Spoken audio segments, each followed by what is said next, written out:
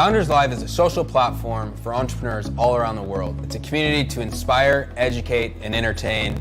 We hold events in a growing number of cities that highlight emerging talent. And online, we have videos, posts, articles. As entrepreneurs, we're incredibly lonely sometimes, so I wanted to connect other founders to help solve their problems. This is a good atmosphere to see the different problems that a lot of different industries and startups are handling. The ultimate vision for Founders Live is a global entrepreneurial community where startups and founders connect with anyone else in the world, and instantly they've reached millions of people, possibly even raised money. I love new ideas. I love hearing about businesses getting off the ground. Nick always packs the house.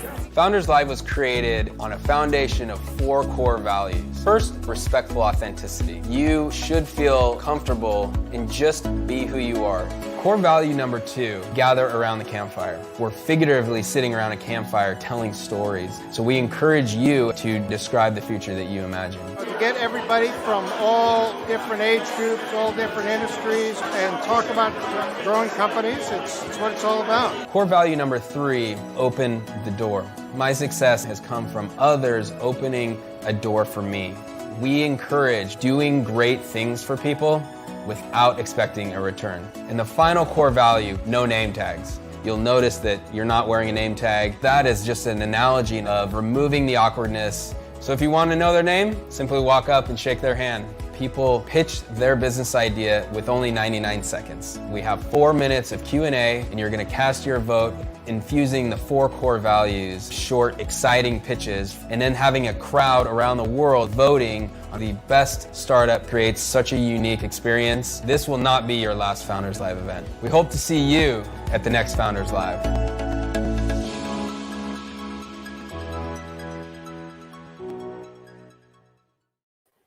Hey there, it's Mike Smith here. I'm the city leader for Founders Live NYC, and welcome to Founders Live New York.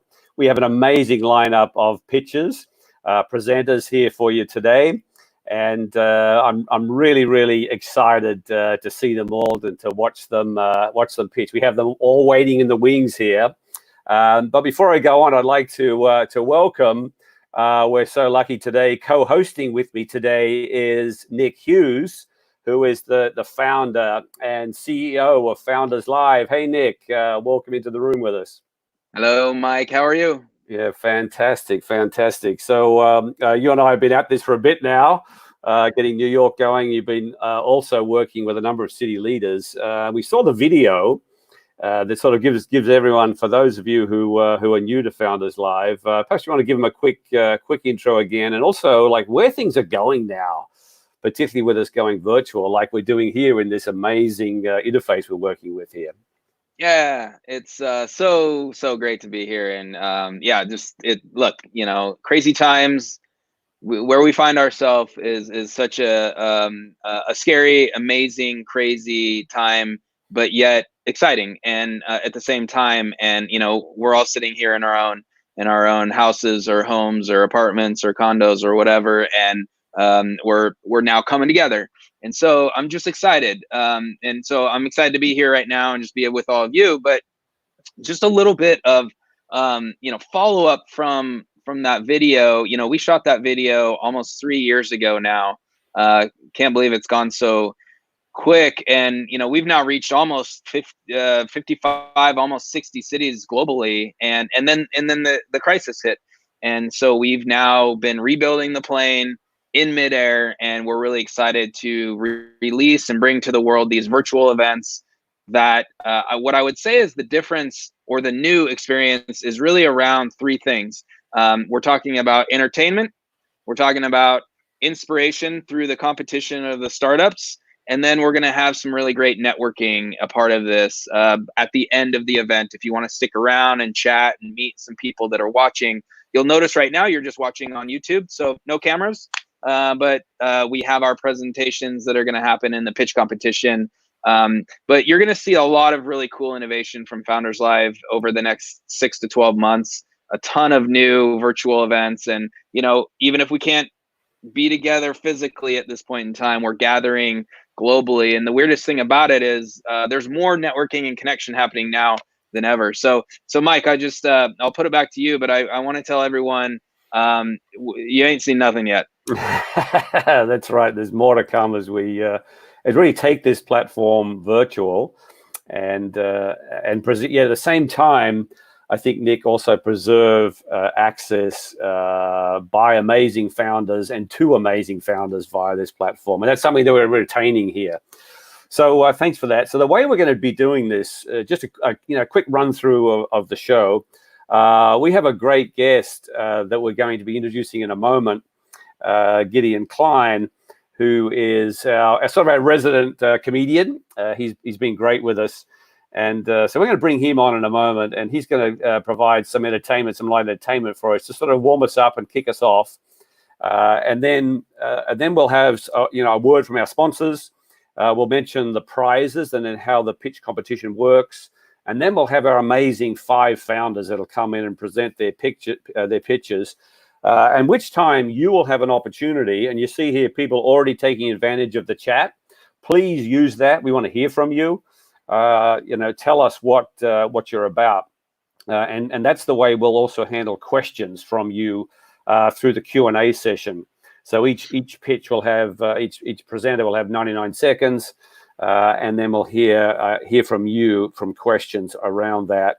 One thing I want to say, Mike, sorry to jump in, but it might be a good time just to say, hey, when we do vote, and at the end, we will be voting on founderslive.com. So if you want to get a jump on that, and I know we'll share that through the event as well, but feel free to just go to founderslive.com on your phone just to kind of get ready, set up. And if you need to sign in or sign up real quick, that'll get a jump on the event. So I just wanted to plug that real quick. Yeah, that's great. That's exactly right. Let's get some questions first. Let's find out where people are coming from.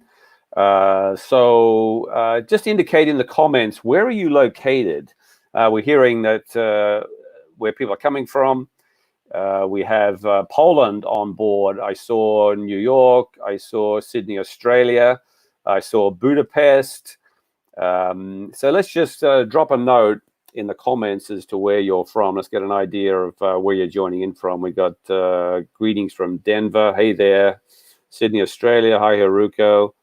Look at all those. Yeah, look, this is amazing. Coming in here from literally all around the world. We got Nikki from Toronto. Hi there, Nikki. Minneapolis. This is amazing, the coverage that we're getting here. Welcome to. We have Joya from all the way from New Jersey. Right, okay. So Brooklyn as well. Hi there, Precious. Greetings from London. We have London, England. We have Seattle. Nick just ran a great event in Seattle just last week. Went off really, really well. Harare, wow. I know that's been one of your spots on your tour, right, Nick? You've been to Harare, absolutely. I haven't been there yet. It's beautiful. Yeah. I must do the Phoenix, Arizona. Yeah, this is great. It's great to see, and welcome all. Welcome, Allison from Phoenix. Keep popping those in. Then we had a second question lined up here, Amanda. I also want to also just bring in very quickly someone who's working the controls behind the scenes here. That's Amanda. Say hi, Amanda. Take yourself off mute for a second and say hi. Hey. There you go. I'm here in the master control room, aka my living room. That's right. Amanda's the one that makes Nick and I look good. Otherwise, we wouldn't look. This one looks not at all. So Amanda's running the controls here behind the scenes to make things work. So I just want to say thank you, Amanda. Thank you. Thank you very much. Shout out, guys. I'll be here if you need me. Excellent. And I think we had a second question we wanted to ask. A bit of an interesting question. Now we're going to say, given this virtual environment, so the second question we ask is, what are you wearing? Okay. Who's in PJs? Come on, be honest. Who's in PJs bottoms but has their nice shirt or their blouse or their top on? We want to hear about it. Okay, get honest now. Not me. It's not. I'm not standing up. I'm not standing up. I think now we're going to say. So one of the things we'll do here is, because we're live streaming, there's about a 20-second delay between what's happening live here in the studio and what you guys see in the live stream there. So, which means it'll take about 20 seconds for the comments to appear back there. So we have Joya, who's saying she's wearing sweatpants. Precious there. Okay, great. We've got actually someone's presenting pictures now. Okay, top and bottom. That's probably very good. Thank you very much for that. I think that means bare feet. Classic. That's good to see. That's good to see.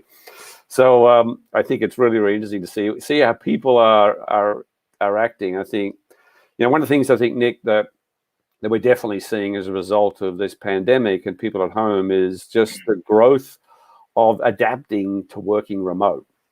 And obviously that's a bit lighthearted when we say how people are dressed, but there's also some more serious things happening as well. Hi, Haruko. She's in onesie. She says, okay, good.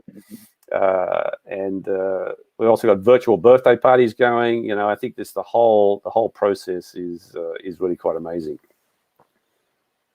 Oh yeah, I just to add to that, I will throw this out that it is although difficult times. I mean, it is time for experimentation and innovation, and just right here. I mean, earlier today we had an amazing live interview on on Founders Live or through Founders Live. There was 25 people on there, and we interviewed a guest, and we only started doing this because of what happened, and a lot more virtual things happening.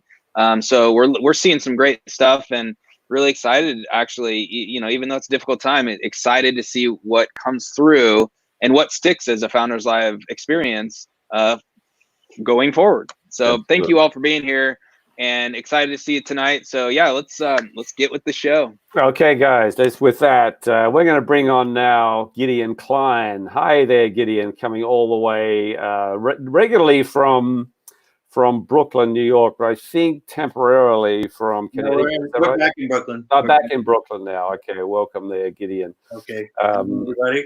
Yeah. So hi. So Gideon. So what have you got for us today, Gideon? What do you want to share with us here today? No, we're going to try something a little different. As Nick said, this is a time for experimentation. So rather than my usual slide presentation, I'm going to tell some jokes, and then we're going to try doing some music and see what happens. So as you see behind me, these are actual real books. This is not a fake background. There's been a lot of talk about celebrities with their carefully curated bookshelves behind. A lot of them are pictures, but I'll show you. This is real. I've actually, you guys know this book. I'm on page 10. If this thing goes about 3 years, I think I will finish it. You and me both. Yeah. You got a ways to go there, Gideon. Yeah, but if I'm ever going to read it, now's the time, right? So absolutely. Yeah, and also doing a lot of working from home, as you were saying. But being in New York, most of us in New York have very small apartments. So what it really means is working from bed. So I think a lot of people are working from bed. And I got to say, I get most of my best work done in bed. Solo, of course, that is. By the way, I can't hear any laughter. So doing comedy without hearing laughter is very much like taking a boat out on land.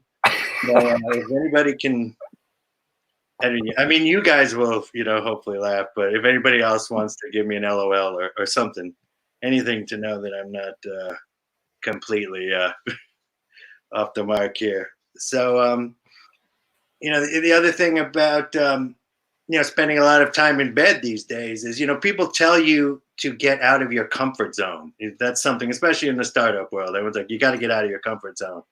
And for me, just as soon as I'm out of bed, I'm basically out of my comfort zone.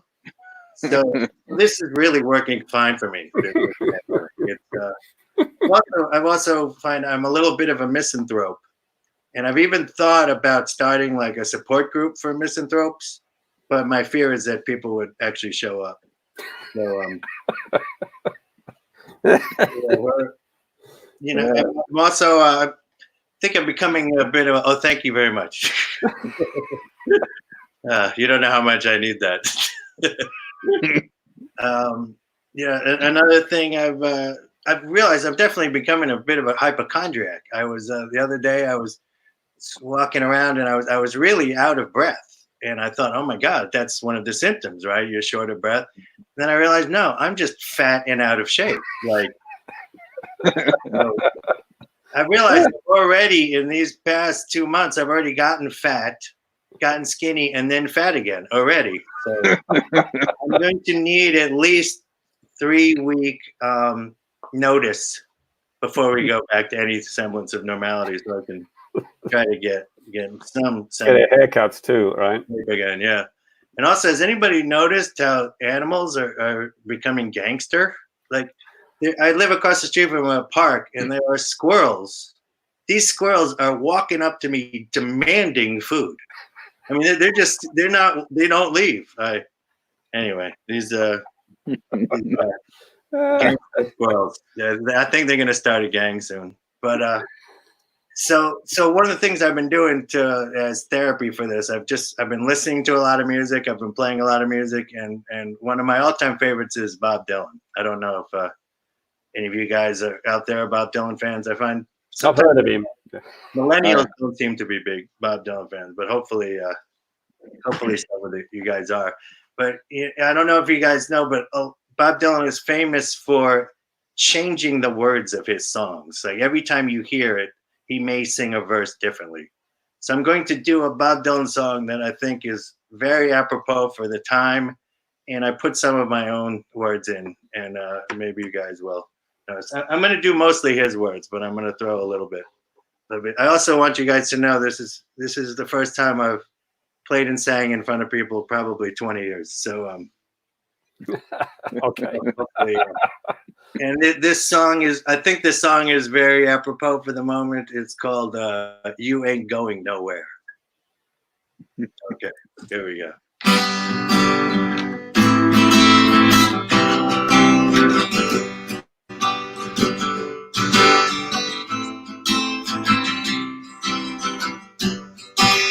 Clouds so swift, rain falling in. Gonna see a movie called Gunga Din. Pack up your money, fill up your tent. You ain't going nowhere. Ooh-wee, ride me high. Tomorrow's the day my bride's gonna come. Ooh-wee, we're gonna fly down into the easy chair. Genghis Khan and his brother Don couldn't keep on keeping on. We'll climb that bridge after it's gone, after we're way past it. Buy me some rings and a gun that sings, a flute that toots and a bee that sings, a sky that cries and a bird that flies, a fish that walks and a dog that talks. Ooh-wee, ride me high, tomorrow's the day my bride's gonna come. Ooh-wee, we're gonna fly down into the easy chair. Sitting at home, eating lox. People with guns are watching Fox. Giant hornets are looking to murder. You ain't going nowhere. Ooh-wee, ride me high. Tomorrow's the day a vaccination's gonna come. Ooh-wee, are we gonna fly down into the easy chair? All right, everybody sing. You-hoo-wee. I can't hear you. That is gonna come. Ooh-wee, we're gonna fly down into the easy chair. All right, that's it. Woo. Very, very good, Gideon. Very, very good, Gideon. Murder Hornet. Yeah, I think, Murder Hornet today, so we get that. So, I mean, I was going to ask you. So Gideon. Yeah, go on, Nick. You go first. I had a couple of questions for Gideon. You go. Yeah.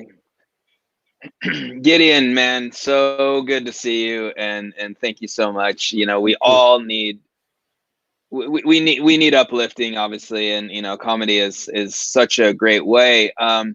How you pointed to it earlier, which is, you know, comedians traditionally, you're working a crowd, you're in the room, you can feel the energy. Talk to us about how difficult it is to provide a funny content when you're not getting a response viscerally or energetically from a crowd. Yeah, it's extremely difficult because so much of comedy is the rhythm, is the timing. So if you do, say, a punchline and you don't get a laugh, when you're performing live, you don't get a laugh. You know the joke didn't work, so you try to squeeze a laugh out of it somehow. But when you tell a joke now and you have no idea if anybody's laughing, it's extremely difficult. So, And do you think that hurts or helps a comedian? Because do they need to work harder, or do you think it actually hurts it just because like they're not getting the instant feedback that they usually do? well, it hurts a lot in terms of developing material because the comedians are constantly doing open mics and doing shows to develop material. The only way you know a joke is going to work is if people laugh. Some of my favorite jokes that I think are hilarious, other people don't laugh, so I don't do them. Mike, go ahead. Yeah, and I was wondering. Obviously, you're involved. I know you're a businessman. You're an entrepreneur. You're a startup founder, as well as a comedian, including stand-up. What are you seeing out there, Gideon, in terms of how comedians are doing? How are entertainers doing that through this period? How are they adjusting? How are they doing? Well, pardon my language, but comedians are fucked. I mean, there's no anyone who was a professional comedian made a living performing. There's nothing for them to do. So there's a few Zoom comedy shows. I actually haven't watched any or performed in it, so I'm not exactly sure how that's going. But I know some comedy clubs are actually doing Zoom shows. There's some Zoom open mics too. So I mean, comedians are doing their best to cope with it, but there's really no substitute towards the performing and the energy of a live room. So that's why I'm now, reverting to playing music and trying other things as well as just telling jokes. Reading 500-page books. That's an 1,100-page book. Oh, 11. That's a tough one. It's a tough one. What about you personally? Have you decided to do anything different during this time period? Like take something else on, a business idea? I've been playing guitar all the time. I used to play when I was younger. I used to play all the time, and I really didn't play much the last 20 years or so. So it's been great to start to get that, to reconnect with that. So that's cool. And reading and doing a lot of reading and writing, and these online presentations, which hopefully that can turn into something. But it's when we were doing the live presentations at Founders Live, it was a lot of fun, and these are great too. It's just learning a whole new way to address it. Yeah, no, that's exactly right. Exactly right. Look, I want to say thank you, Gideon. Thank you for coming in today and just giving us some of your insights, as well as some of your comedy and your guitar playing skills, which have been hidden for all these years. So who knew? I don't think I knew you played the guitar. So thank you very much. I'm not going to become a guitar comic because that's actually Is that a thing?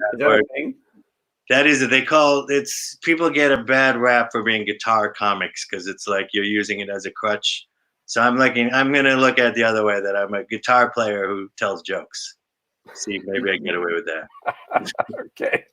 Well, I want you to come back and tell us how that's going, how that works for you. And so thank you very, very much for giving this today. I really appreciate that. Okay. Great to be here. Thanks. Yeah, Dave. Do that. Yeah, thank you very much. So I think perhaps we can bring up our slides. And what we want to do is really recognize the founders that are putting themselves out there, making themselves vulnerable, and pitching tonight. And I want to just, before we we're going to summarize or just introduce how the pitch process works. I just want to recognize our 5 amazing founders tonight who are putting it out there, pitching their heart out. They're going to be and showing us their ideas. So I want to recognize first, if you could bring each one in as we do this very, very quickly, and just recognize first Robert. Hi, Robert Luo from Metero. Hi there, Robert. And thank you very, very much for coming in here. Then we have Ben Yehuda founder of Lineup App. Hey there, Ben. I'm very much looking forward to your pitch. We have Raja. Raja, come on in, Raja. Say hello to us there. Hi, Raja. Just want to commend you for putting it out there today. We have Mike Reyes. Hey there, Mike. Mike's in the wings there as well. Really looking forward to hearing your pitch about Pernicoin. And we have Tom Falvey as well from New Health. Hi there, Tom. And I just want to say thank you again for putting yourselves out there and for being making yourself vulnerable. We're going to really interested to hear your pitches. So thank you very much. But before any of this works, to make all this work, we have sponsors. And I want to recognize the sponsors that we have helping us out tonight with some support and also some amazing prizes. And so I'm going to mention some of our sponsors. Then I'm going to mention the prizes that we have, and you'll see the linkage there. So first of all, who are we recognizing? Amanda, I think is it Matthew? Who have we got next coming up in terms of our sponsors there? I think it's Matthew, right? Just want to bring up, you've got a slide there for Matthew.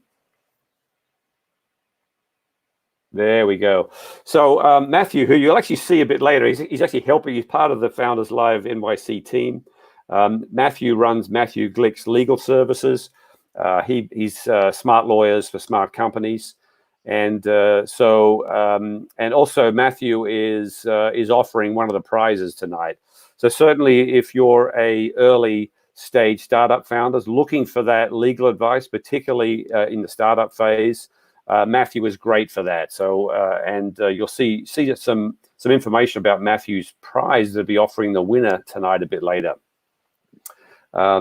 Next up, we have my own company, Hiring Stage. I'm the CEO and founder of Hiring Stage, and Hiring Stage is all about bringing deep experience to your early stage or growth stage company, on the basis that if you leverage deep experience in the right places in your business, you can dramatically improve the chances of success for that. And I'm also offering one of the prizes tonight, which we'll mention a bit later. We also have Gaper. And do we have our presenter from Gaper in the room? I'm not sure. Is that right? No, we haven't. So what we're going to mention here is Gaper is an organization. You see the tagline there: Tinder for software engineers and startups. So these are basically, just move the slide one more ahead. So Gaper provides really top talent, top software engineers and other talent to startups.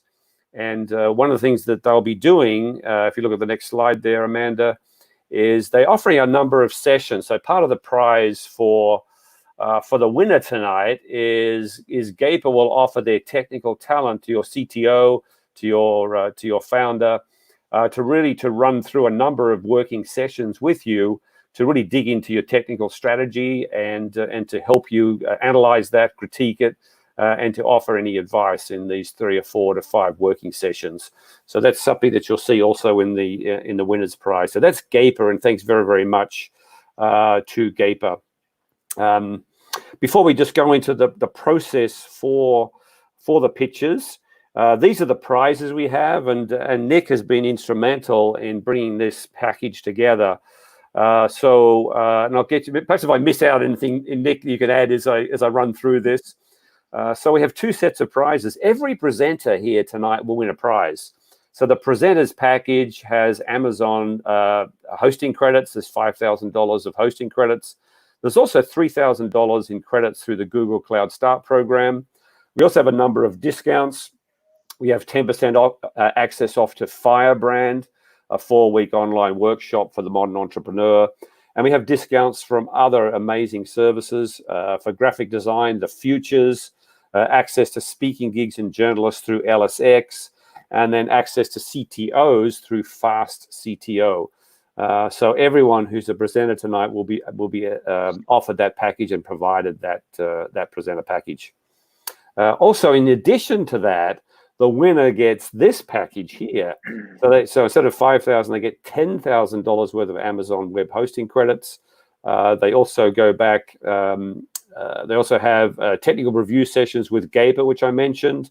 They also have a workshop with me as a CEO of Hiring Stage to brainstorm a particular business issue you're facing. 1 to 3 hour workshop. 3 hours of pro bono legal advice and assistance from Matthew Glick Legal Services. An interview opportunity with Nick, who's co-hosting with me today on the Founders Live podcast. And then also 20% off access to Firebrand. So we have a great package there. And Mike, I just want to jump in and say, it's worth not only the experience of pitching at Founders Live, but there's so many great benefits and awards to receive. So if you're interested in pitching, especially in New York, talk to Mike. If you're interested, just reach out to us. We'll point you to a city if you're close. And then more importantly, if there is not a Founders Live in your vicinity around the world, let us know. And if you want to start it, let us know as well. So last thing I want to say, and I want to be mindful of this, is as you might have seen, maybe some of you were aware of this when you saw the 5 presenters or not, but we pride ourselves in providing equal opportunity and wanting a diverse group of presenters. And unfortunately, we do not have that representation tonight. You'll see 5 male presenters, and it's important that we do have an equality specifically around gender to provide opportunities for female founders. We apologize for not even having one tonight. It just happened that way. We had some last minute changes, but I want you to know that it's important to us, and we will work hard to having at least hopefully 2, if not 3 female founders on stage. So just wanted to say that.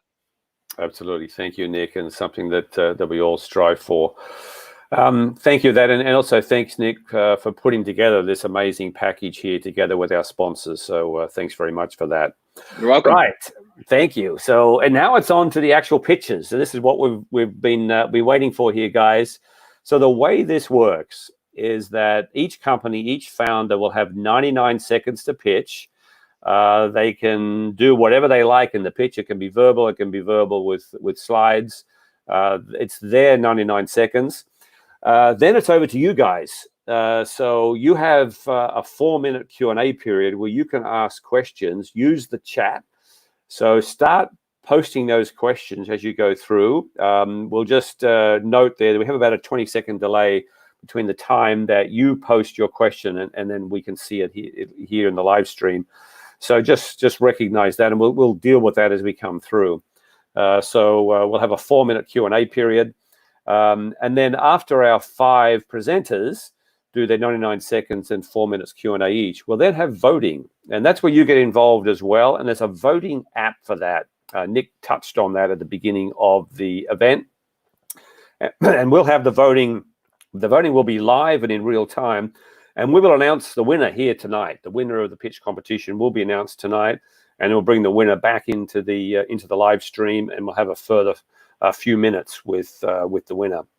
And then after that, after we give our thanks and thank everyone, we then have a transition where we're going to be having open networking. We have an after party that'll be hosted using Zoom.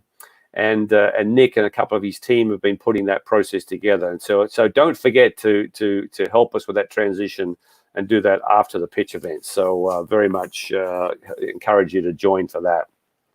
So I think, Amanda, I think we're ready to go into our first pitch. I should also mention that our pitches will be timed. So first up will be Robert Luo, who's the CEO and founder of Metero. If I got that right. Hi there, Robert. You hear us okay? Yeah, I hear you fine. Fantastic.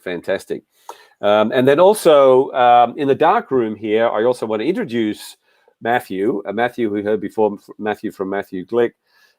Matthew is using a very sophisticated timing device here that we'll be using to timing our pitches. He has his phone up here, and we want to make sure that we do that. So we'll have that showing when we kick off. So Robert, we'll need you to just wait until Matthew gives you the go-ahead, and then he'll show you the timing. I think, Matthew, you might give a 10-second warning? I will give a 10-second warning. Excellent. You'll do that. So do that. And reminder, as you post your questions in the chat, as you're hearing the pitch, and then we'll cover those questions after the 99-second period. Okay. So Robert, are you ready to start? Absolutely. Okay, and Hi, my name is Robert Luo. I'm the CEO and founder of Meatero. When I visited my uncle's dairy farm in China, I saw buckets and buckets of sour and spoiled milk. I was shocked. That's when I first started investigating the impact of food waste to our climate. Little did I know that this is a bigger problem than it seems. All around the world, 1/3 of the food that we create goes to waste every single year. Amongst that, 128 million tons of milk are dumped. Food waste has been a century-old problem, but there hasn't been a sustainable or affordable solution until now. My company, Meatero, is the world's only biotechnology company that turns excess milk into sustainable fiber that you see right here.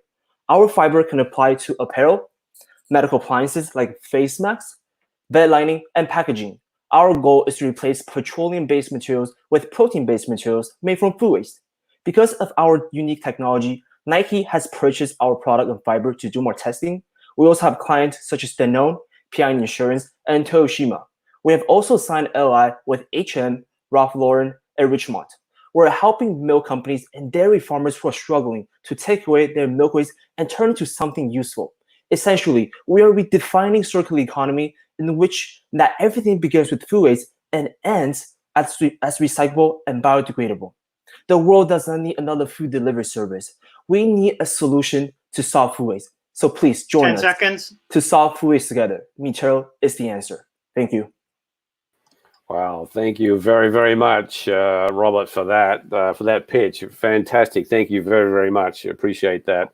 Robert, there'll be about a 20-second delay as questions come in. I don't know if you've got a particular question, Nick, that you want to start off with. Yeah, I actually typed it.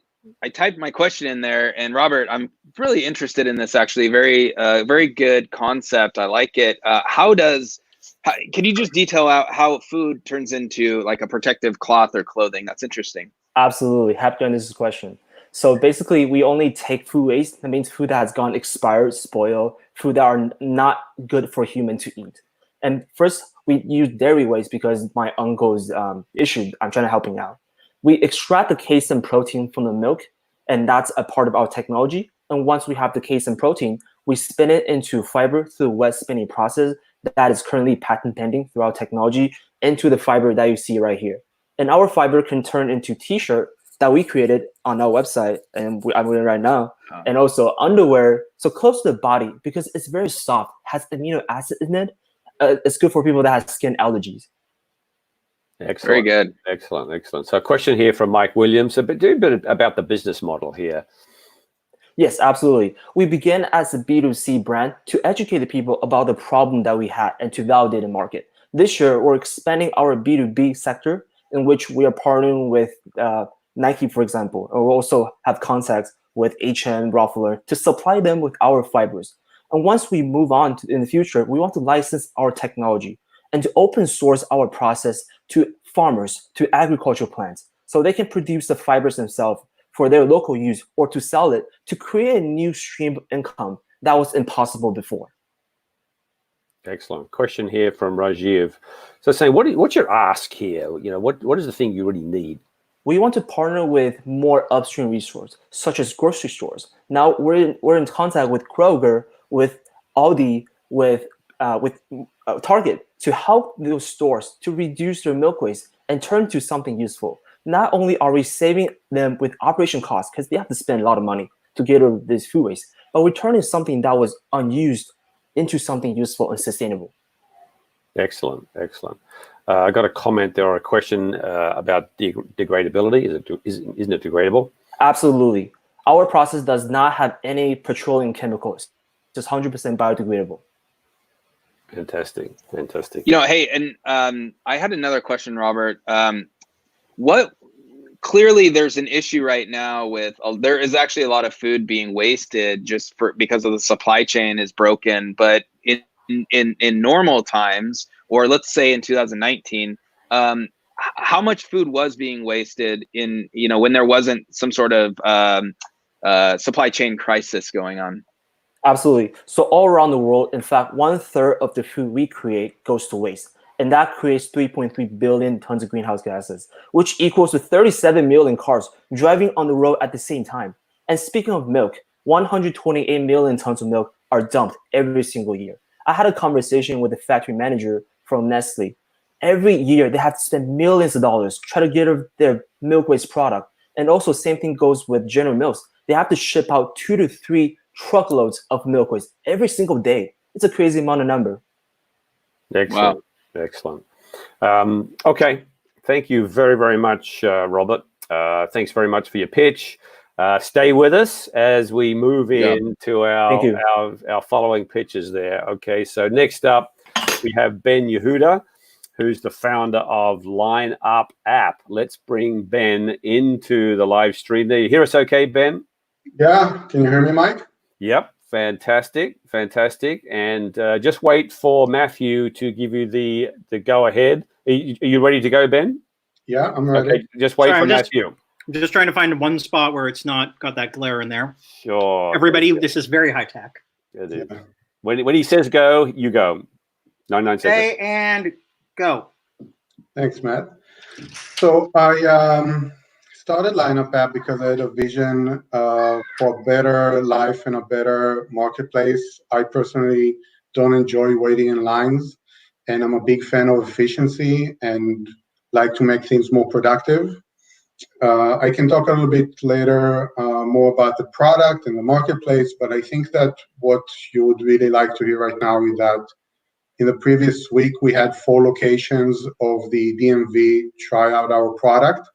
They are coming back to work next week, and they are interested in starting with our product in 4 locations, potentially growing into other locations.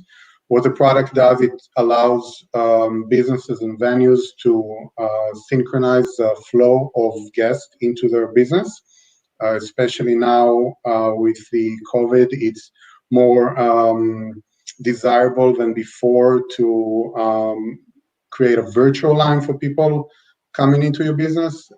In the past, it was also an issue of customer experience and business productivity, but now there's even a better reason for it. So we're very excited to see that some big organizations are taking our product very seriously and starting to implement it. We have a couple of benefits. 10 seconds. That separates us from some of the other competitors in the industry. But overall, we just are passionate about making the world a better place. Time. Thank you very much. Thank you very much.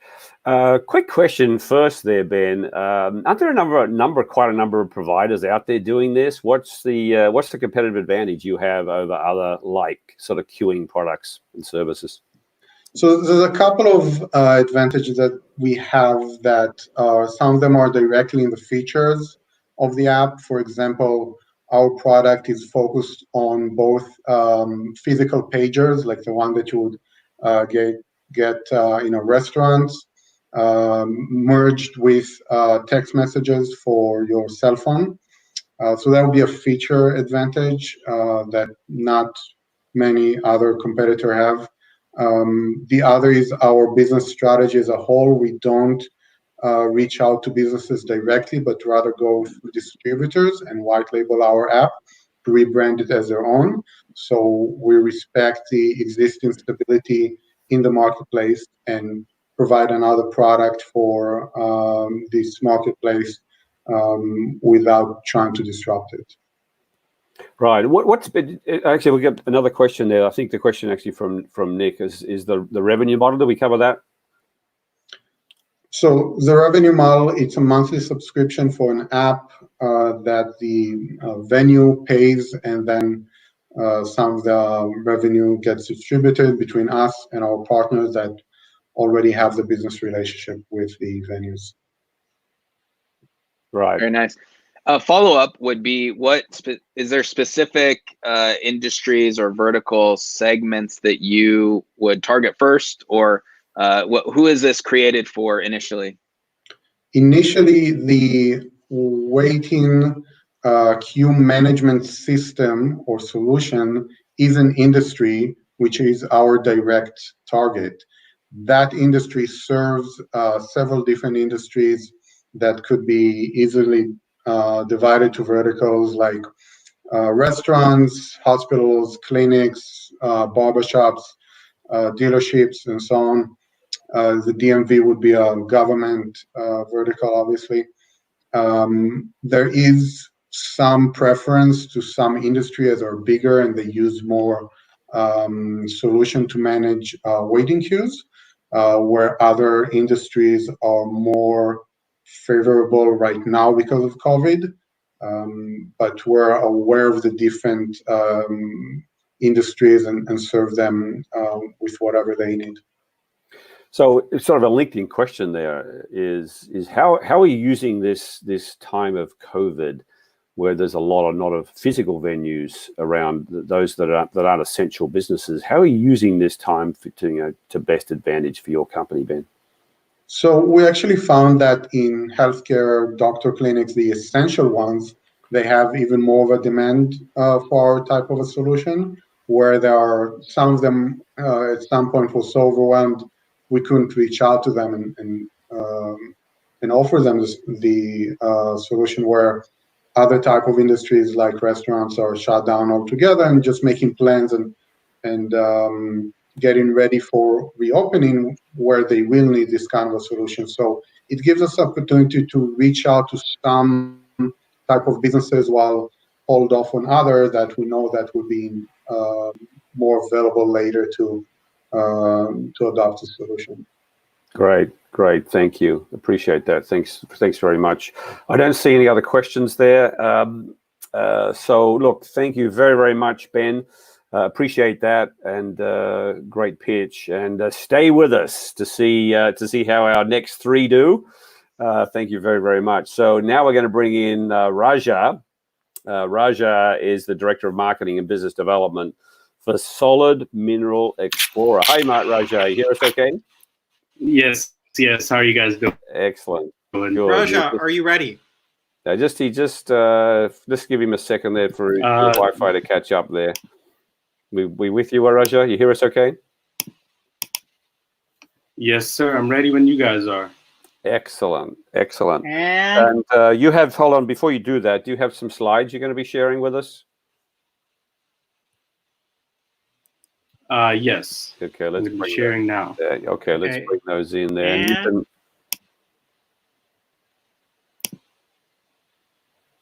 Okay. Ready? And start. Go. Hi, I'm Raja from Mineral Explorer Corporation. Without harming the ecosystem, we provide search for solid and liquid minerals such as gold, silver, water, oil, and gas. Existing technologies for mineral research were invented decades ago and are harmful to our environment. We are revolutionizing this with our patented and proven game-changing technology. Our technology is based on the moon influence, which causes not only tides, but also geophysical anomalies on resonant days. We are the MRI for minerals exploration. We can literally see the minerals. Here, we are an algorithmic software as a service company. Here's how our technology works in 3 easy steps. Number 1, customers place sensors and collect data, or we can help with that. Number 2, data is processed on our computing cloud. Number 3, bingo. Customers get contour maps with locations of minerals. This works due to our patented algorithms and unique knowledge of minerals behavior. The market size is in billions of US dollars. We have proven our technology with 4 successfully executed contracts. Our advisory board consists of oil and gas executives, such as Dan Westbrook, who is the former president of British Petroleum China. Our head of fundraising is Sally Para, who was the CEO of Association for Corporate Growth in Silicon Valley, and many more. So join us. The new Gold Fever is here. 10 seconds. Download the free copy of our presentation and join the Gold Fever at mineral/explorer.info. Thank you. Excellent. Well timed as well. Well timed there, Raja. So it seems an extremely revolutionary technology. So explain a bit more about that. The way our technology works is it works on the moon influence. So the moon, the earth, and the sun.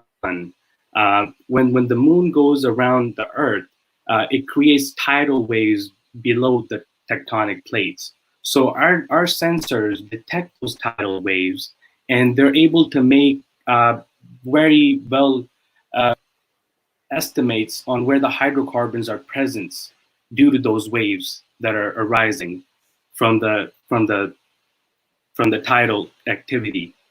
So in this technology, what we can do is we can actually increase the feasibility of our product compared to other products that are, like right now, the only comparable product is 3D seismic. 3D seismic, there's a lot of loopholes you have to jump through to get to that. And the success rate is 35 to 45%.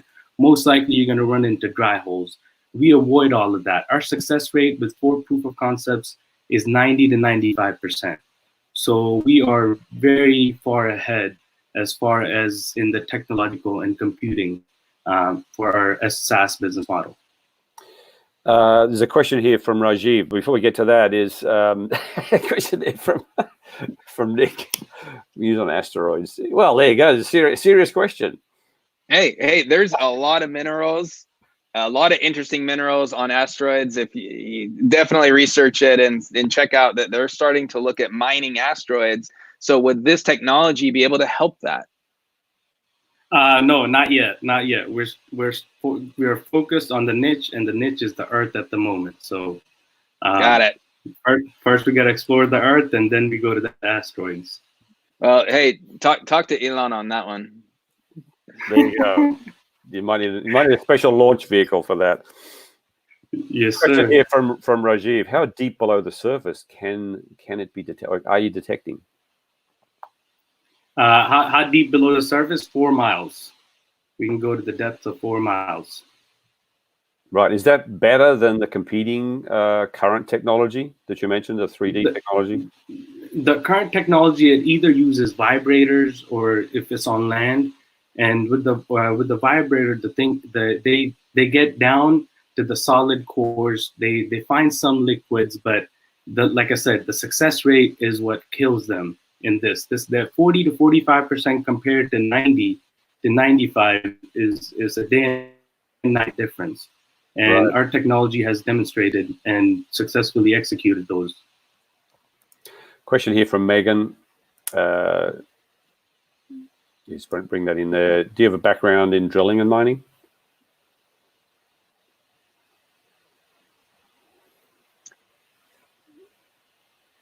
Do you have a background in drilling and mining? Yes. Yes. Our technology was actually developed in Russia.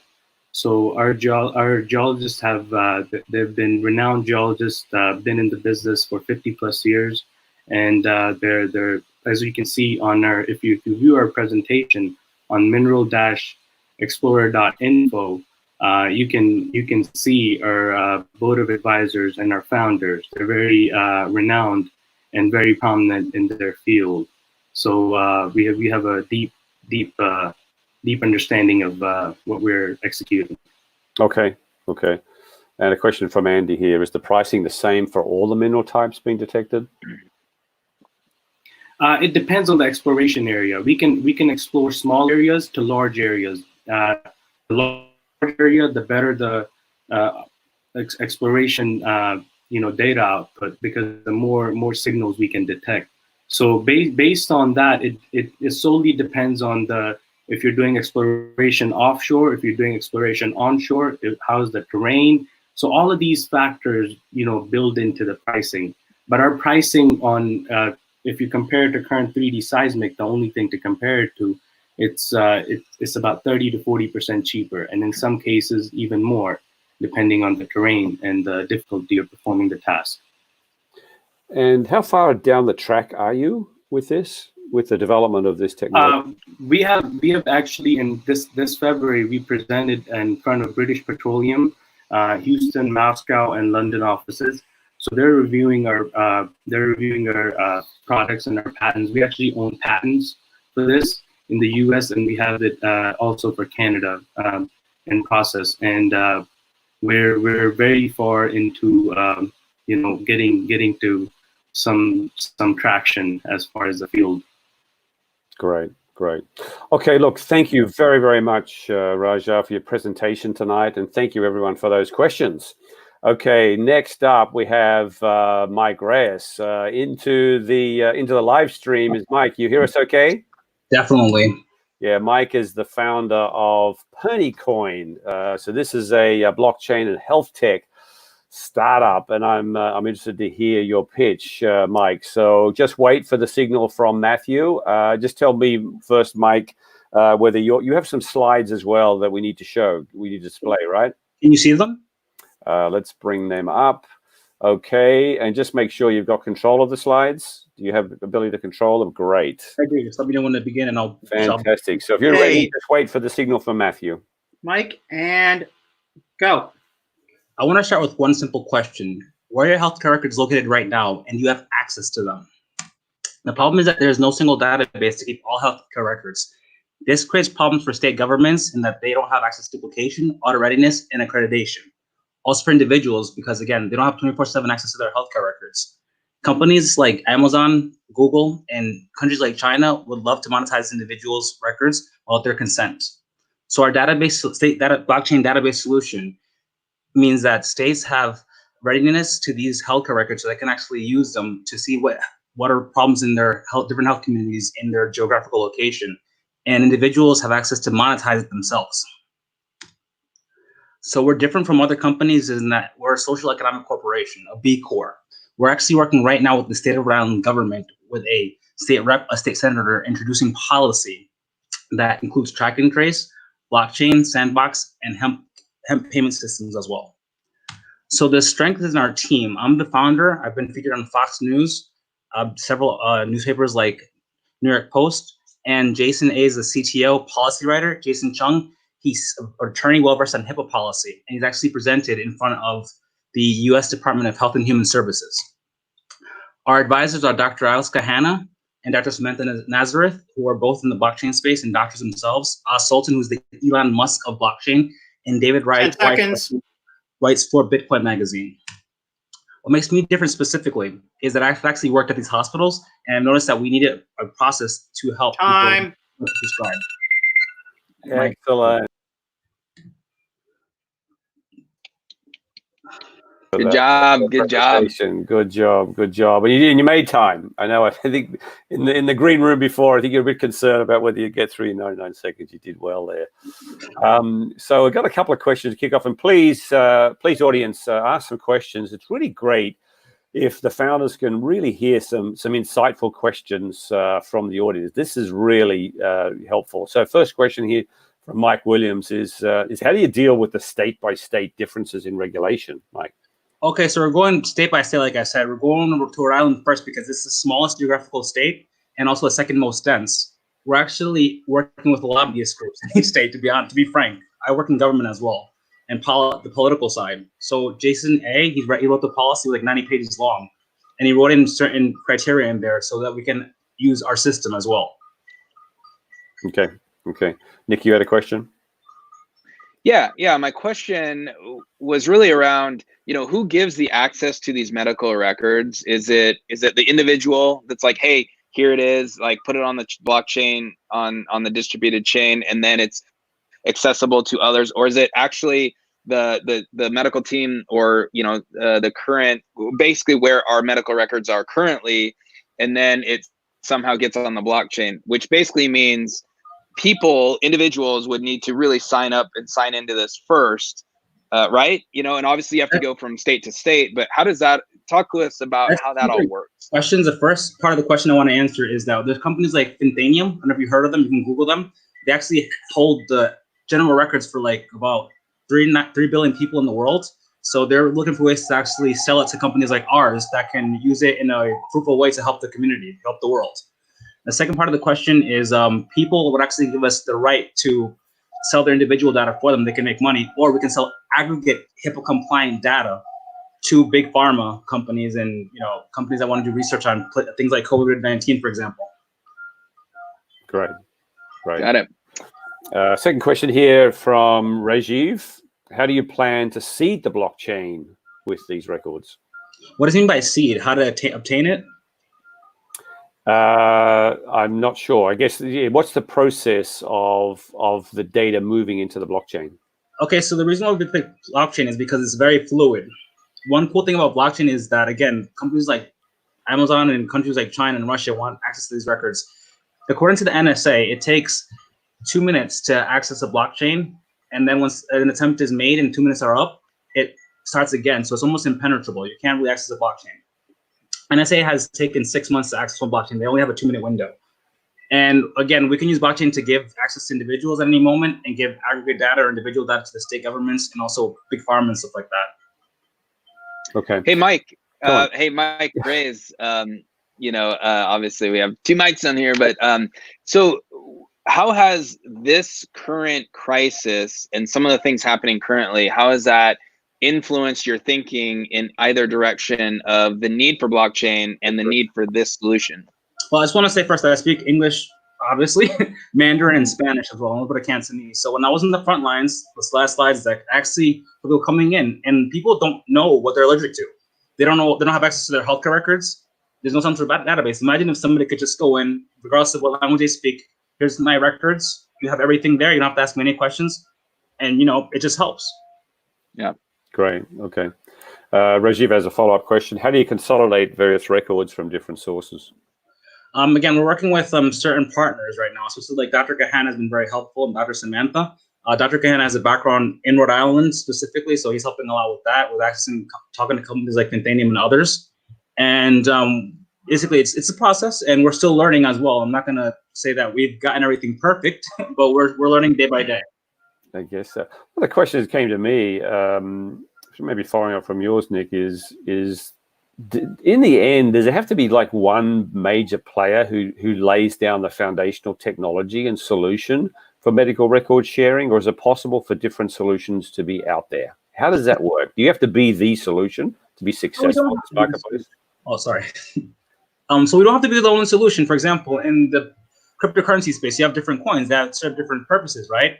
We actually have a partner that we work with. They focus more on selling individuals records for them. We focus more on obtaining the records and putting them in a central database. You have different computer companies, right? You have Huawei, you have Samsung, right? Everybody has their own market share and their own way they attack certain problems. Right. And so, sort of following on from that, who are the major competitors that you've got to be better than for this solution to? Right now, I think that the major competitors that are trying to really get into this space, but again, people don't trust them because we're an social economic corporation. It means we're a B Corp. We're not just about the bottom line. We have to make the world a better place, right? So Amazon and all these other companies, I don't want to talk bad about them, but they're totally private companies. They're only about the bottom line. So they only care about the dollar sign. We actually care about giving individuals rights to their own medical records and having them monetize it how they see fit. Great. Well, it's a really interesting idea.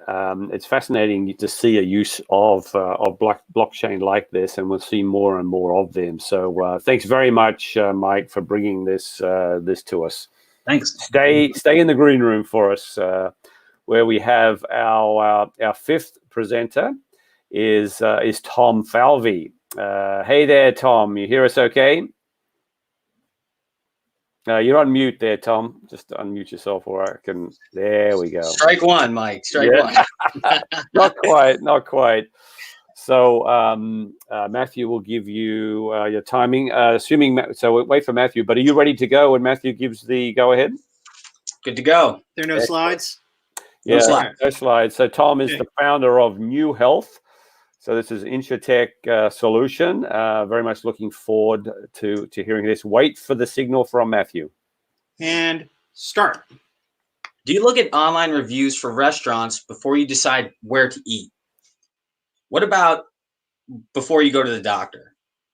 Do you review the driver after you have an Uber ride? What about after you leave the hospital? The fact is that there's more quality data on restaurants and taxi drivers available to us than there is doctors and hospitals. My name's Tom Falvey, and I'm really excited to talk to you about our startup, New Health. New Health is a technology platform that will both collect and deliver relevant healthcare quality data and worthwhile patient satisfaction survey results to consumers. Our secret sauce is that we capture this data at the point of purchase, ensuring legitimacy and greatly increasing response rates. Our first 3 prospective clients account for over 3 million members. By allowing these entities to integrate our quality data into their platforms, we greatly improve healthcare outcomes and member experience. And in turn, they're happy to pay our subscription fees. While there are competitors in this space, the lack of quantity, quality, and accountability in data is glaring. Where our competitors like Healthgrades will have 20 reviews for a doctor with 15 years experience, we will have over 6,000. Where ZocDoc will have 60 reviews for a hospital, we will have over 100,000. Our data is audited and our processes ensure accuracy. Our team 10 includes seconds. Our team includes over 50 years insurance consulting experience, 20 years of physician experience, and InsurTech ownership. I speak for the entire New Health team when I say we're very excited and eager to help. Almost made it. Almost made it there. Thank you very much. Thank you very much, Tom. First question is here, Nick. Do you want to take that one? Yeah. Are there regulations when rating healthcare providers or physicians, or is it actually as easy as, Yelp when you rate, restaurants and bars and all that stuff? Sure. So I do have Chris and David is on the line, the 2 other founders with me. Okay, and David.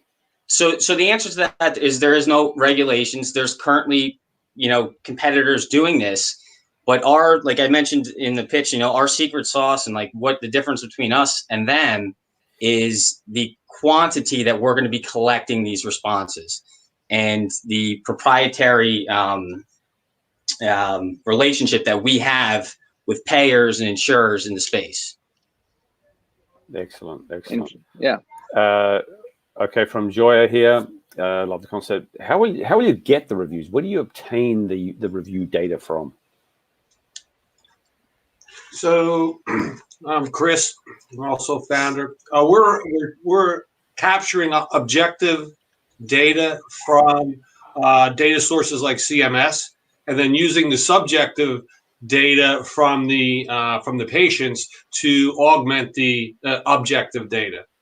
And to add to that, where it would be currently the feedback is coming from a decision made by the patient post service.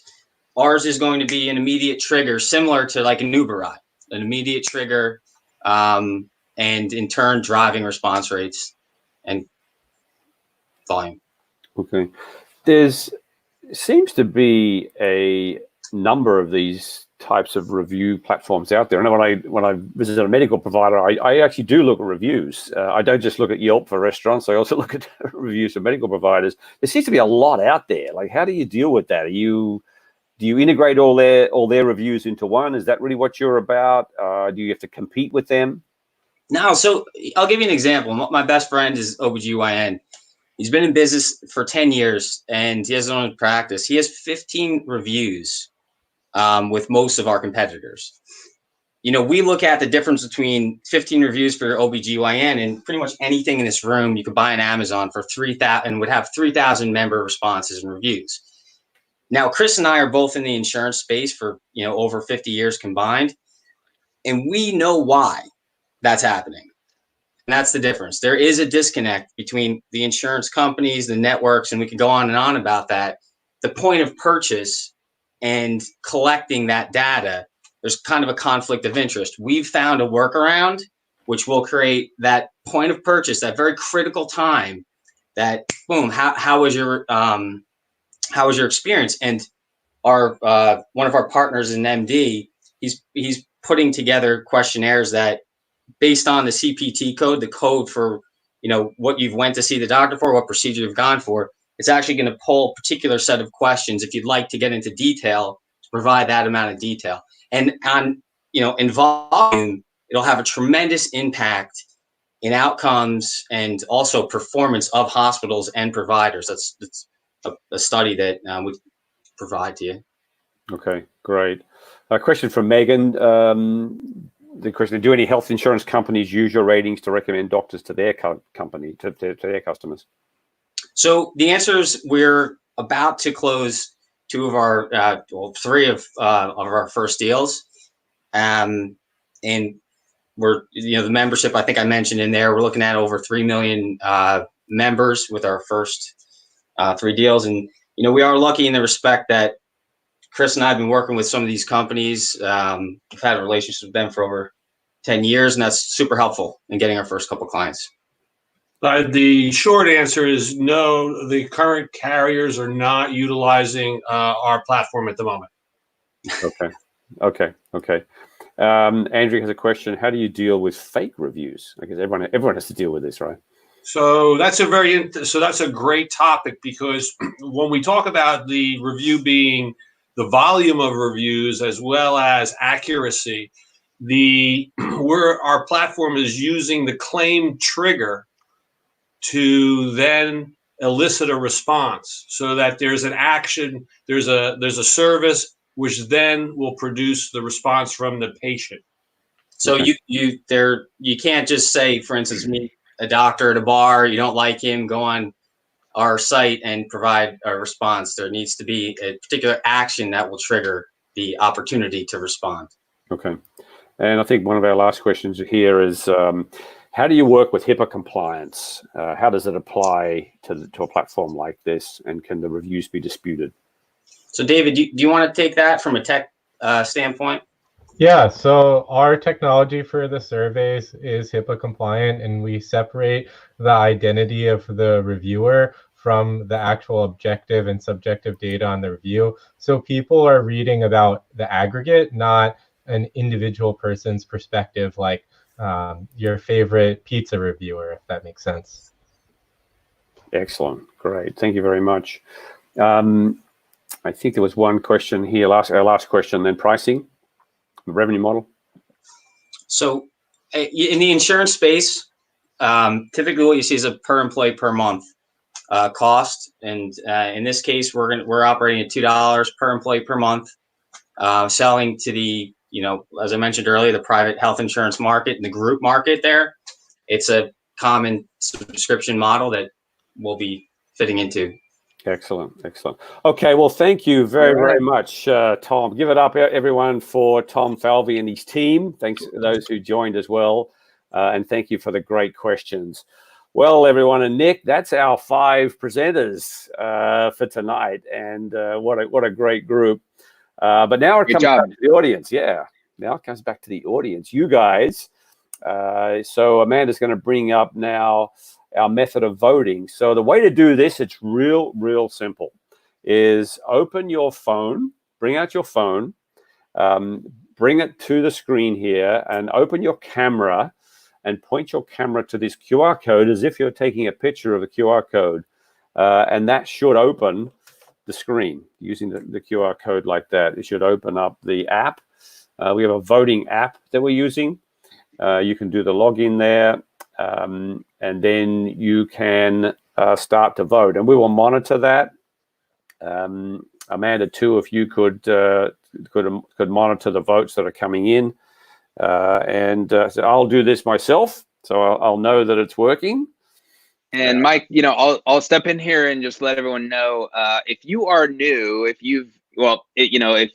when you scan that code, you're going to be taken to Founders Live, and you got to sign in or sign up. And if you're brand new, you're going to just need to sign up real quick. It's a quick email and password and basic information.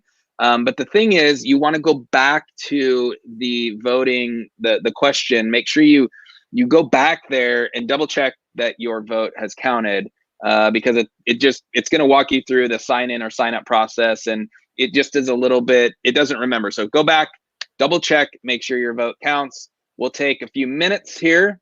And, I'm actually going to drop off for a second and I'll leave you and Mike there. But we'll take a few minutes.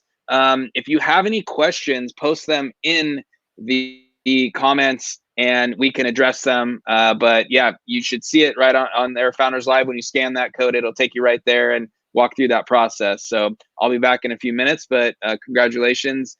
And Mike, maybe just walk through, let's list quickly, review the list of companies that pitched, their basic, maybe even just their name of the name of the presenter, the name of the company, and maybe their URL, and just walk through that real quick, and we'll be back here in a couple minutes. Absolutely, will do very much, Nick. Thank you very much.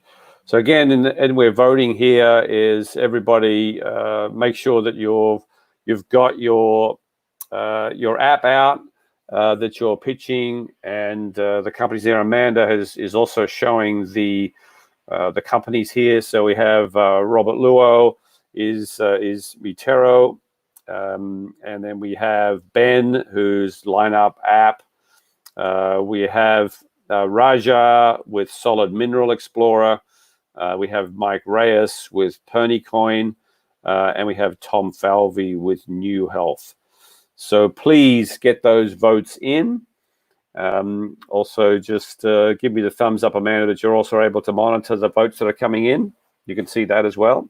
Great, thank you. And we're going to give people time here.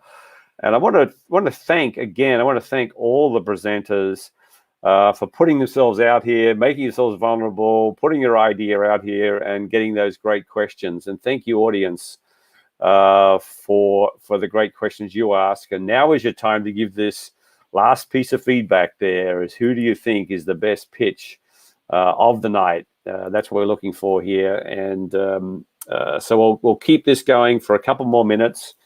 Mike, who do you think is going to win it? What was different about tonight for you? Well, I actually don't want to actually give it too much out, but I think the interesting thing is that we had some really fundamental solutions out here that are really world changing. I think in terms of sustainability and biotech, I mean, that's a huge, we have so much we need to solve in the climate change area. Event management is a big deal. Event management is a big deal. People's time is really, really precious. So the idea of doing queue management is a big thing. Mineral exploration is really, really tough. It's incredibly expensive and also incredibly disruptive to the environment. So solutions in that area are really important. Health tech solutions. Tons of those tonight, right? Lots of stuff. It's funny how relevant that feels with everything that's going on with COVID. Absolutely, so much influenced by that, and the healthcare databases and the need to get that right, and we're seeing that how different countries have different rates of success around that. A lot of it to do with how well organized their healthcare system is, and then also in the healthcare environment as well, solutions in the insurtech area with healthcare quality. And so these are really important solutions that are solving big problems, and that's why we put these events on, and that's why we want to hear about these, and particularly we want to hear about your view. Amanda, anything that struck you? You've been through a few of these now. Anything that you wanted to call out about across these pitches? Well, I just thought it was, interesting that we had so many that were centered around health, and I think there's some really common themes that exist throughout these different pitches. It is interesting, the timeliness, I think, specifically of this event, just when you compare it to our event last month where we didn't see any of that conversation. It's really, the COVID has settled in, I think, and is becoming more prevalent in the conversations that we're having. Right, absolutely, and thank you for that. So we'll give another minute or two. So please get your votes in. I'm seeing the votes coming in here, Amanda. We're getting a good line of votes. We'd like to make sure that everyone is expressing your view. Please give feedback to our founders here, and obviously you've done that with your questions and the questions that the team have asked, but also with your voting. Let's get that through here. There's some great prizes at stake here, and we want to see them allocated. So we'll give a last couple of seconds here to get your voting in. I'm monitoring it as well. How's it looking? I think we may have a clear winner here, and let's just give it another few seconds. Nick, I think it's getting pretty damn close. I think we must get pretty close here to announcing our winner, and we appear to have somebody who's taken the lead here. Okay, is it anybody that needs to get their vote in? Okay, last few seconds.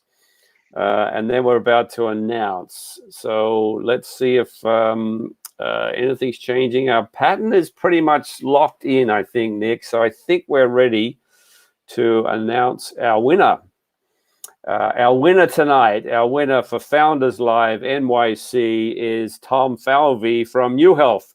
Come back in, Tom. Hey there, Tom and team. Hey, congratulations on the winning pitch tonight, and combining, I guess, the benefits there. So, can perhaps if you've got any questions now for Tom and his team, let's hear those.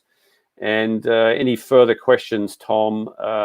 And maybe if you want to particularly mention anything else, Tom, that you perhaps didn't get to, be happy also for you to make a comment there. Anything else you wanted to mention about your solution? You know, well, I mean, number one, it was just me here today, but we have 5 partners, and you know, Pat Lenahan, Nora Falvey, David Gritz, and Chris Zem, who you saw earlier. And you know, we're relatively, you know, getting going, working on this since last June, I think. So just to get to that point where we're turning over and now starting to sell, and it's super, super exciting. And the fact that this technology solution is not just insurance, it's health insurance, and it really will help people. We truly believe it's going to help people get better healthcare and improve the healthcare system. And, you know, it makes it a lot more interesting to work on and get a little bit more fired up for that reason. Absolutely. I mean, we made the comment as we were sort of wrapping up, and while people were voting, about the importance of what's going on now and the different attempts that countries have in getting healthcare right. What's your view on that in terms of particularly your solution about the particular unique challenges we have in US around healthcare and how you're dealing with that? Sure. I've been in this space for 16 years, as I said earlier, and there's a lot of inefficiencies. This is one of them. You know, that we've, you know, we kind of have, we have a kind of a bigger thought process, which is in general, the lack of pricing, available pricing and available quality metrics, and the fact that that's not readily available for people when making their healthcare purchasing decisions is a big problem in this country. And until that changes, there's just a lot, you know, we're going to continue to kind of drive the same road. So. Absolutely. And just remind us again, just what stage you're at with the rollout of this. Sure. So we're still building the tech, but at the same time, we're moving very quickly, and we're getting some clients on board. You know, for January 1st. January 1st is a big day in insurance. It's when most insurance plans renew. So we're looking to that date to launch, because you know, when we do create these partnerships, that's when probably 60-70% of their business is starting a new plan, and in turn, the opportunity for us to step in there. Great. Hey, Tom, Nick here. Congratulations. Thanks, Nick. Thank you very much. Yeah. Just interesting, you know, timing, and you know, I just think it's our country specifically is going to go. I think healthcare goes through a really, really interesting shift.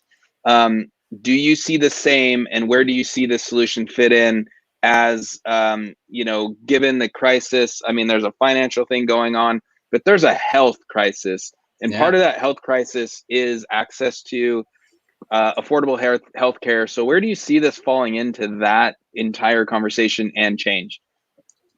Yeah, well, I can tell you that over the past, well, first off, we look at healthcare and kind of health insurance, and kind of got to group those two together. And for a long time, I mean, it's just a very slow moving industry, insurance, right?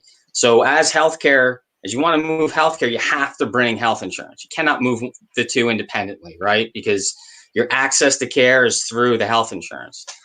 But over the past, even before everything that's going on here, over the past year, 2, 3 years, the costs are just driving, like, it's just unsustainable to where companies now are looking at solutions like reference-based pricing, like not using health insurance networks, and just, the Walmart model of, making your own contracts directly with providers. That's happening more than ever. And for the reasons that we mentioned earlier, why this quality data isn't available in the quantities that we're talking about doing it, it's because of some of the inefficiencies that exist with health insurance networks and the old model. There's a new model coming down the road real quickly, and this is, run alongside that model as we, travel into hopefully more efficiencies. Absolutely. Got it. Hey, let's take the one. We have one question from Michelle. So if we can throw that up on the screen.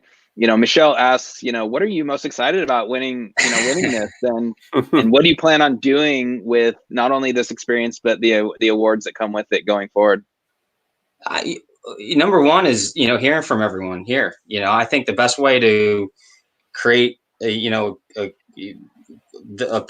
good product, just to do business better, is to listen to to everyone, people that know about health insurance, people that know nothing about health insurance, people that just their feedback on what we're doing and how we can do it better. And I know that some of these awards are, we have time to sit with some experts and legal experts and some people that have done startups a lot more than we have. This is our first, so of mine, David, there are other people on the team that have a lot more experience than me, but that, to me, that's without a doubt the most impactful for us. So thank you very much. Good. Yeah, very good. Congratulations. Yeah, congratulations again to Tom and your team, and also to the team you had in here today. What's going to happen now with all the presenters is that you'll receive a note with the details of your prizes. There's a registration process, which some of you are in the process of doing. Make sure you undertake that. And we'll be sending a reminder out about how to claim your presenter prize as a presenter, and also to Tom, for your team, how to claim your particular winner's prize. So thank you very much, and congratulations again, Tom, to you and your team. Thank you, Mike. Thank you, Nick. Very much. Appreciate it. Thanks for having me. Excellent. So Nick, I think it's time to wrap up. Before we're going to go though, we want everybody, Nick, right, to stay around for our after party. We have a couple of thank yous I want to do in a moment, but make sure you stay around for our after party, and that the details of that are in the YouTube comments and description. There's the link there. So look down there. Right down below the video on your screen. The description of the video, you'll see the link. It's clickable. We cannot throw links in the comments. That's a YouTube thing. Thank you, YouTube. But so the link is down below the video box, and click that. It'll take you right to Zoom. You can turn on your camera, and we'll hang out for a while and we can chat. Absolutely. So please, everyone joining us on the live stream, plus our presenters, we'd love to, Nick and I would love to join you there. So very much encourage you to join us there. I want to say thank you to Nick for all you're doing in helping the teams, particularly take this virtual. I think we're working together with that, and it's been a great experience and a great journey. You're welcome. Yeah, thank you, Amanda. Amanda's been in the control rooms tonight, keeping the show going behind the scenes. Thank you very much, Amanda. Thank you to Matthew for also as not only as a sponsor, but also helping out with the timing, with your very sophisticated timing device there. You should patent that. Also to Sean, who also is working behind the scenes, and also HJ as well as part of the New York team. Everyone does their piece. And thank you all to all our sponsors as well for making this possible. So now, Nick, right? Anything else before we head across before we end the broadcast and transfer to our after party?